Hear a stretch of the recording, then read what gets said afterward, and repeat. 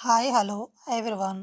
చుట్టూ లోయలు, శత్రువులు, అడుగు పెట్టలేని దుర్భేద్యమైన కట్టడాలు, ఎటు చూసిన ప్రకృతి రమణీయ దృశ్యాలు. వీటన్నిటికీ నెలవు ప్రముఖ పర్యాటక ప్రాంతమైన గండికోట. జమ్మలమడుగు నుంచి 11 కిలోమీటర్ల దూరంలో పెన్నా నది ఒడ్డున ఈ చారిత్రక కట్టడం ఉంది.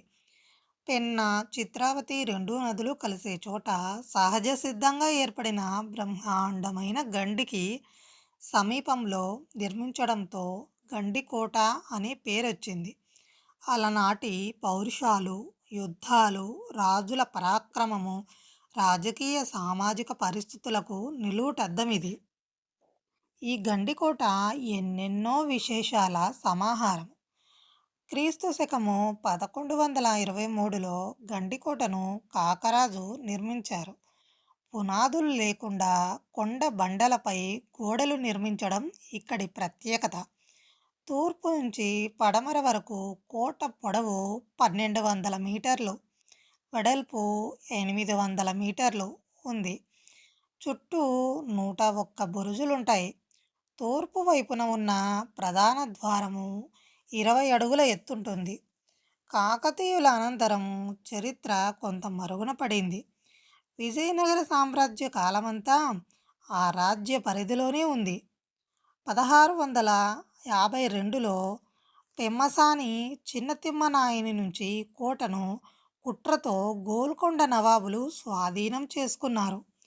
ఫ్రెంచ్ యాత్రికుడు టావెర్నియర్ గండికోటను సందర్శించి రెండో హంపీగా అభివర్ణించారు. టిప్పు సుల్తాన్ ఓటమితో ఆంగ్లేయుడైన కెప్టెన్ లిటిల్ ఆధీనంలోకి కోట వెళ్ళిపోయింది. బ్రిటిష్ పాలనలో గండికోట ప్రాభవాన్ని కోల్పోయింది.